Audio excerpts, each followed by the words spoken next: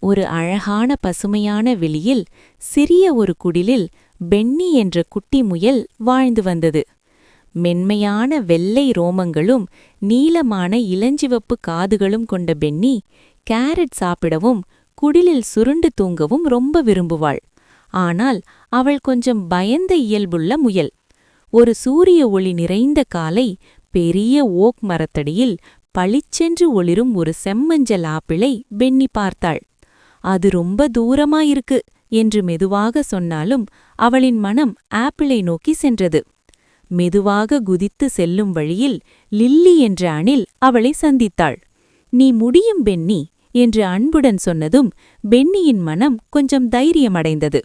சிறிது தூரம் சென்றதும் ஒரு சின்ன ஓடை மீது பழைய மரப்பாலம் தோன்றியது.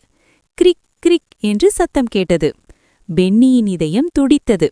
ஆழமாக மூச்சு இழுத்து ஒரு குதிப்பு, இன்னொரு குதிப்பு. அவள் பாதுகாப்பாக பாலத்தை கடந்தாள்.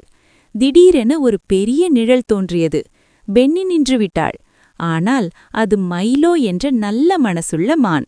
அவன் சிரித்ததும் பென்னியும் சிரித்தாள்.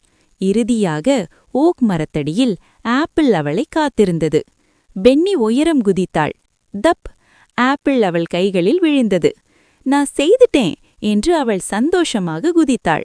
வீட்டுக்கு திரும்பும் வழியில் பென்னி ஆப்பிளை லில்லிக்கும் மைலோவுக்கும் பகிர்ந்தாள். பகிர்ந்த மகிழ்ச்சி இன்னும் இனிமையாக இருந்தது. இரவு வந்ததும் பென்னி தன் சின்ன குடிலில் சுருண்டு படுத்தாள். இன்று நான் துணிச்சலான முயல் என்று நினைத்தபடி இனிய தூக்கத்தில் ஆழ்ந்தாள். பயம் இருந்தாலும் முயற்சி செய்வதே உண்மையான துணிச்சல். Hi everyone, please subscribe. Just click this button. Thanks for subscribing.